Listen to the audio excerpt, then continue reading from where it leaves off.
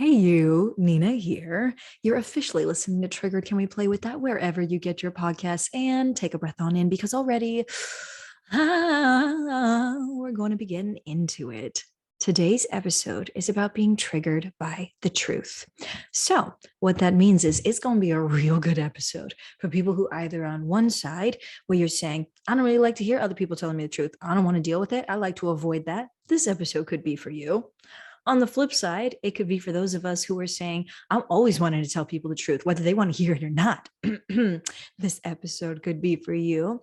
And for everyone who's stuck in the middle between those two, welcome. We're going to be exploring being triggered by the truth. So grab a friend or a journal so that you can go ahead and take notes on what is going to come up for you in this episode. Y'all know I'm big on dialogue. If you're not talking about what's coming up for you in the episode, you are likely to project it on other people or to even internalize it and implode. Okay. So instead of imploding or exploding because you're not digesting the material, again, my invitation, get a journal, have it on hand, or a really good friend to dialogue with on what comes up for you in this episode as we explore being triggered by the truth. So, of course, we're going to really oversimplify it. We're not going to be able to cover everything. We are going to be able to cover at least one facet. Get ready. You know that I'm curious. Are you ready to play? Welcome to Triggered. Can we play with that? You know that moment when your emotions ramp up in an instant, leaving you feeling helpless, frozen, or out of control? In that moment, you've been emotionally hijacked, the very definition of triggered. And I want to ask you, can we play with that? I'm Nina L. Garcia, drama therapist and empowerment coach of Houston Creative Arts Therapy. Join me as we discover ways to empower you and the people who mean the most to you to transform hard conversations into teachable moments. Triggered. Real playful. Real respectful. Real empowered.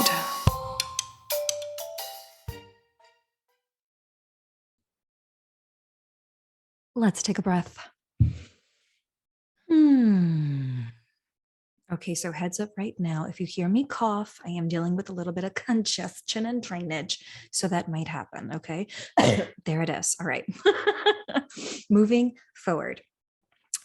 I'm going to always start with a story. Y'all know we like to start with stories here, but I am going to offer, as I do in many episodes, trigger warning. I am going to share a story about a blow up that I had with family. And that is a story that I am going to share, which means it is going to be my lived experience of that moment, of that particular blow up. If you are in my family and you have not processed through that and are not in a space where you can listen to another perspective, or digest, right? If you haven't digested that, just like we said in the intro of this episode, right? This may not be the episode for you to listen to. Control what you can control. And my offering is, it's okay if you don't want to listen. It's okay if you never listen to this episode, right? But don't do yourself the disservice of listening when you're not ready, right? To hear what I would have to say. The reason why I share this for all you folks out there and why we talk about trigger warnings in general, because of course, that's why you listen to this podcast. You want to be able to acknowledge a trigger warning because you think it might set someone else off and you respect them enough to let them know. Okay. You want to honor that they're having a very human experience too. Hey, trigger warning, what I'm about to say might set you off. It also gives them the opportunity to say, well, you know what? I don't consent to this conversation. I don't want to move forward. And that's okay. Consent is a beautiful thing. Okay. And the reason why we are going to be exploring triggered by the truth today and why I'm going to be telling this story is going to be very obvious, but here's what inspired it. I had a friend ask me earlier this week, you know what, Nina, I hear all the time about, people in your line of work and all the successes and all the accomplishments and everything just looks so glossy. I feel like you're flawless. Do you ever make mistakes? And I was like, Oh Lord, we need to do an episode where we explore my epic failures, right? Maybe not all of them. Yeah, we don't have to go into that, but I am so human, y'all. I'm so human.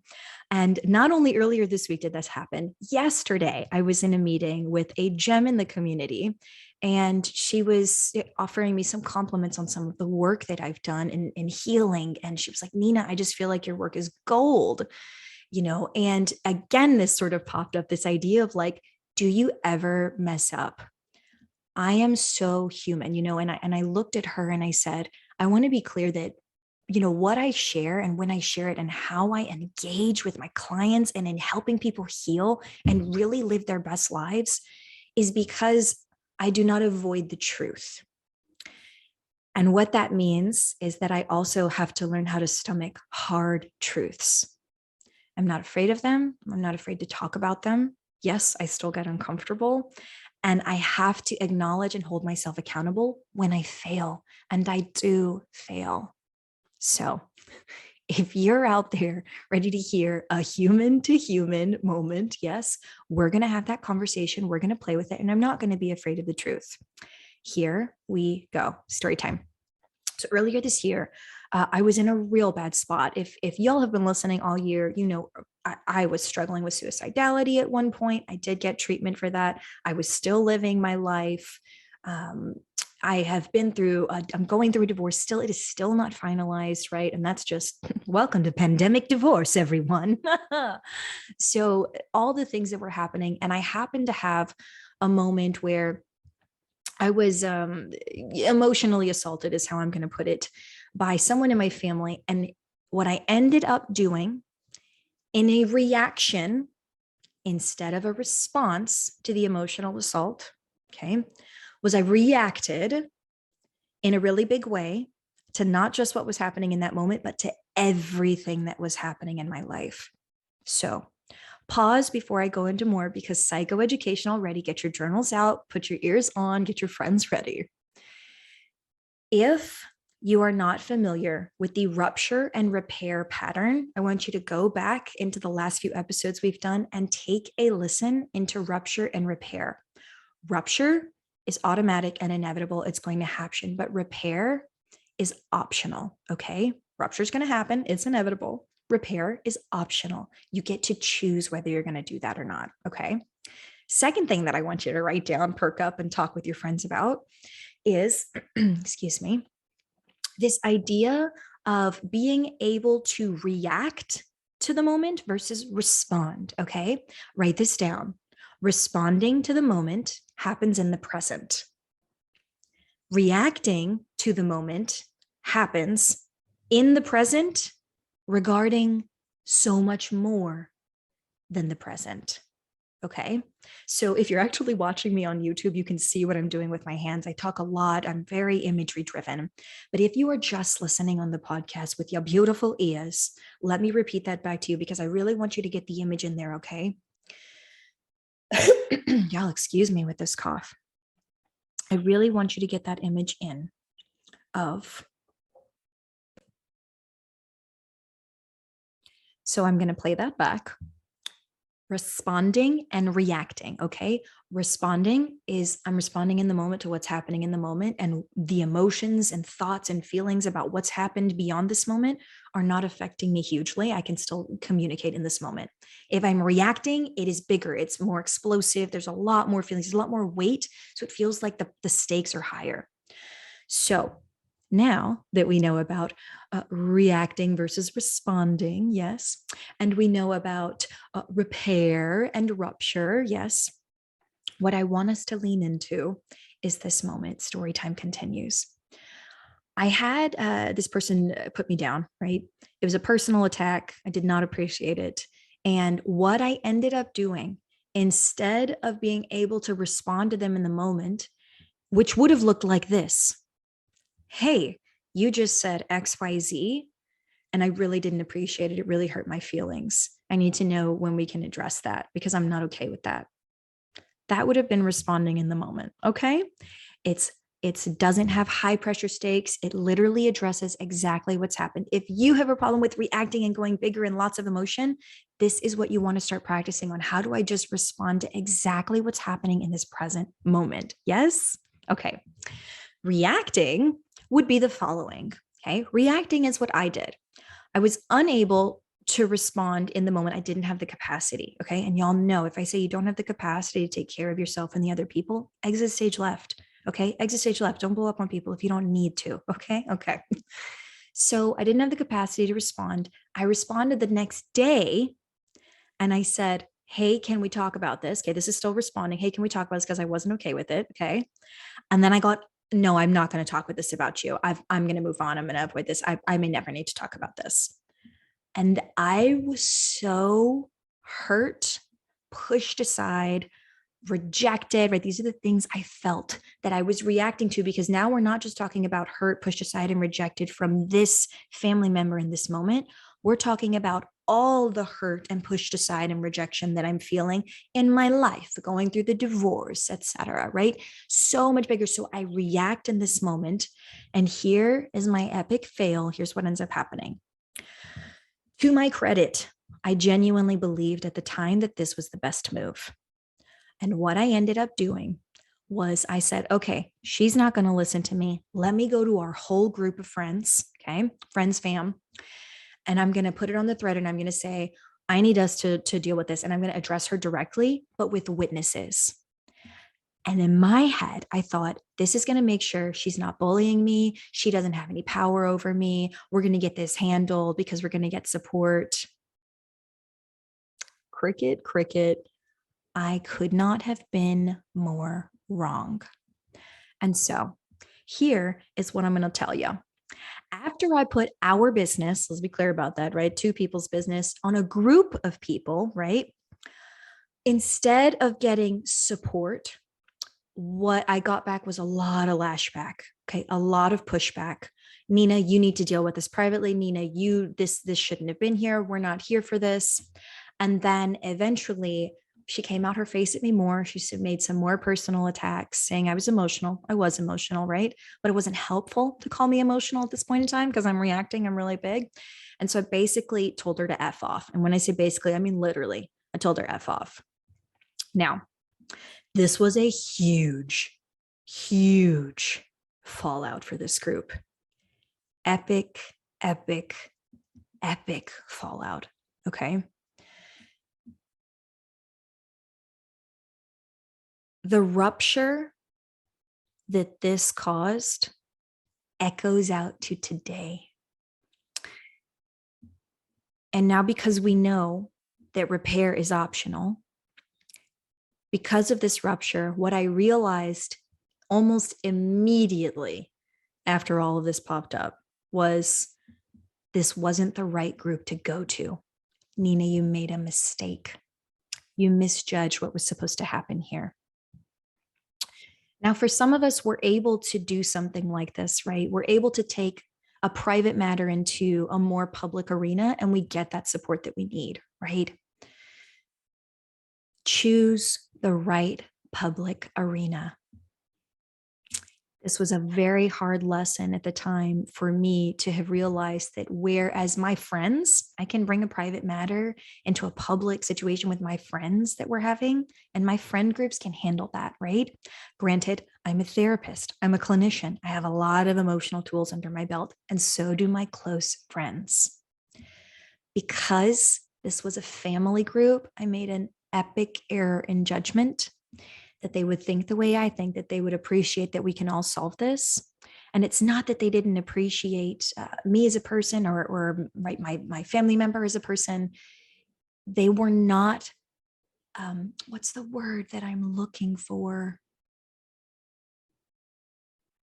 They were not prepared for this type of interaction. They did not know how to hold this space. Is this making sense to you all? When you have a rupture, there are so many different ways that you can try to make a repair. This was one of them, taking it into the public arena. It was a huge misjudgment on my part. It caused an intense rupture. Repair is optional.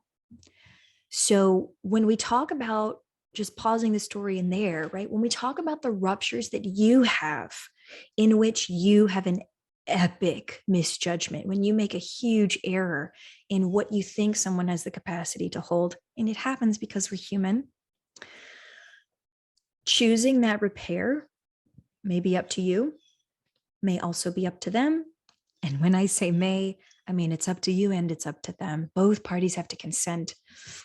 And so the reason why, if it's not obvious, I share this is to dial it back. This whole episode is going to be focused on being triggered by the truth. And so there's a variety of truths that are in here. And I can't speak for anyone else in this group, right? My story is my lived experience. And I offer all the stories that I do to you, all my listeners, as a way to explore perspective on human experiences, right? So this isn't about finding a right and a wrong.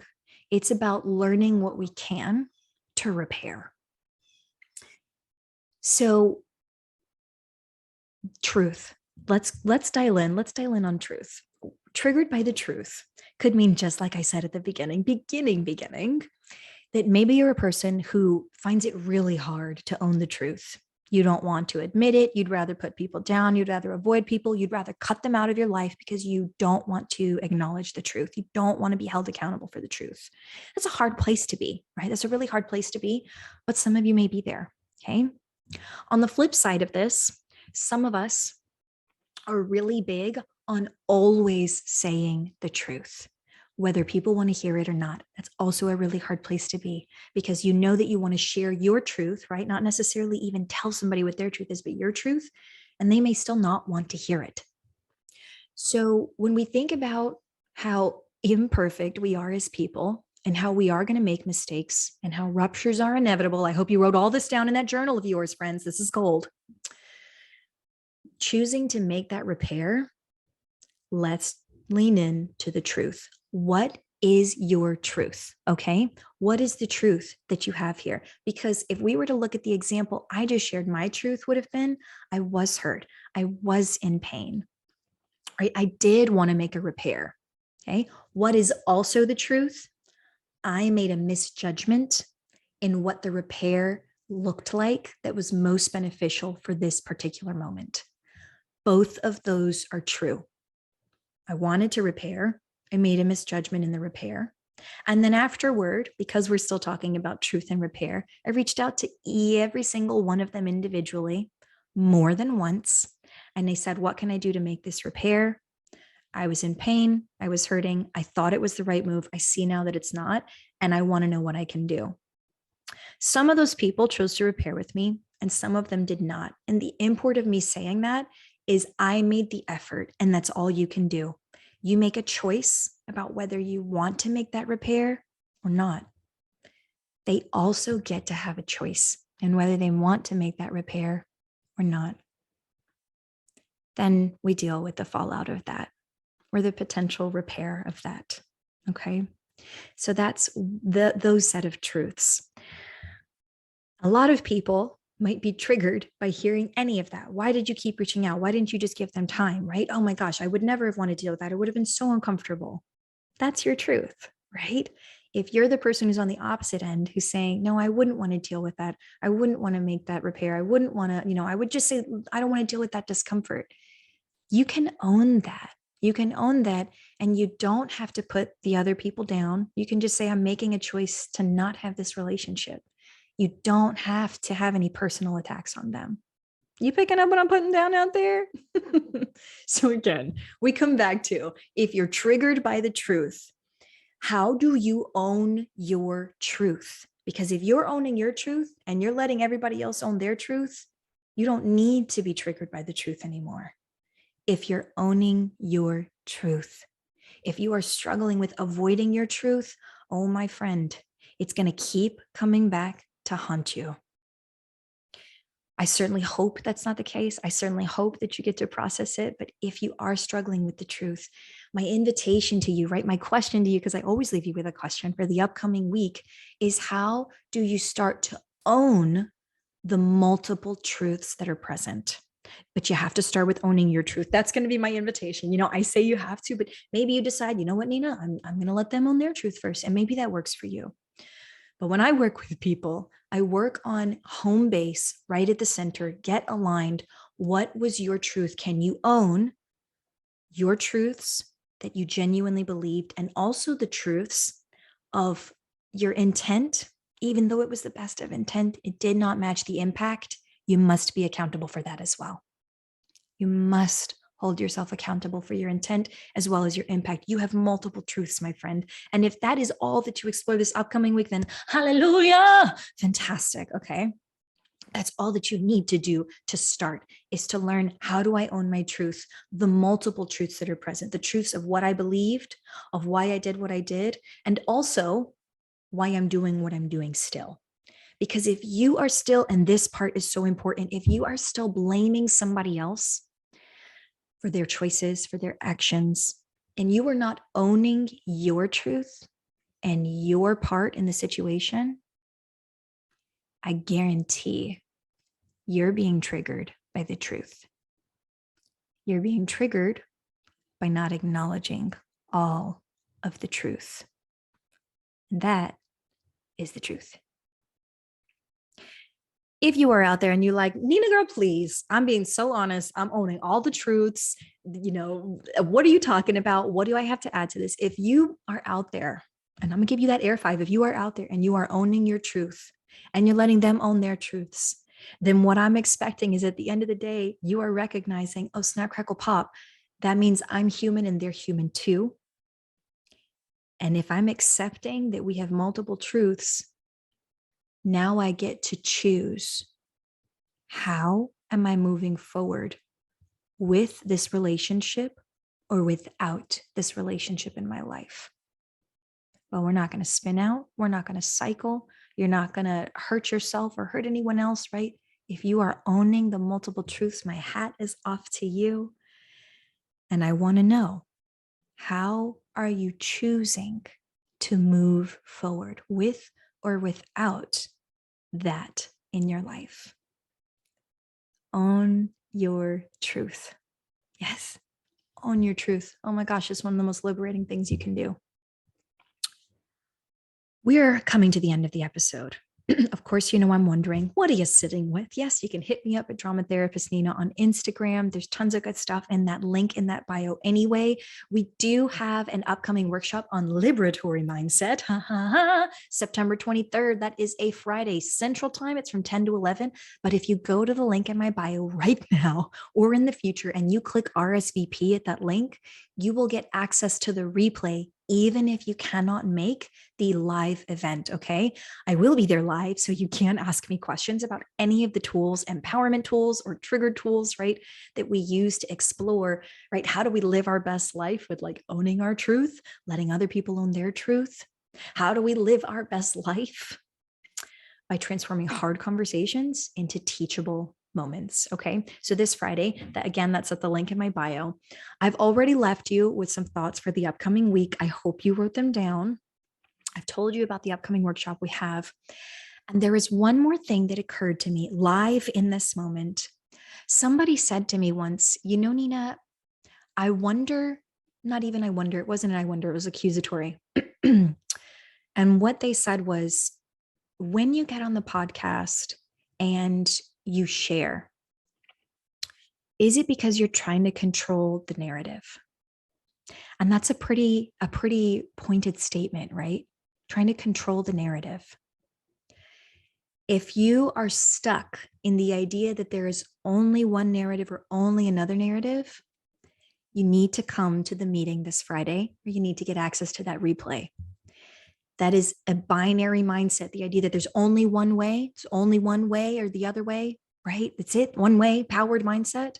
You're stuck in that binary mindset. Let me help you liberate it with the tool that we're going to talk about on Friday, because there is no controlling the narrative. There are the multiple narratives, and all you can do is own yours. That's it. Okay.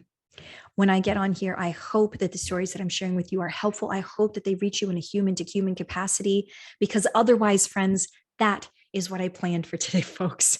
Thank you for listening to Triggered. Can we play with that? And if this has been helpful, in particular, if this episode has been helpful, please share it. Share it. That is the best thing you can do to start that human to human dialogue, to transform hard conversations into teachable moments. Let's get educated. And besides that, stay curious.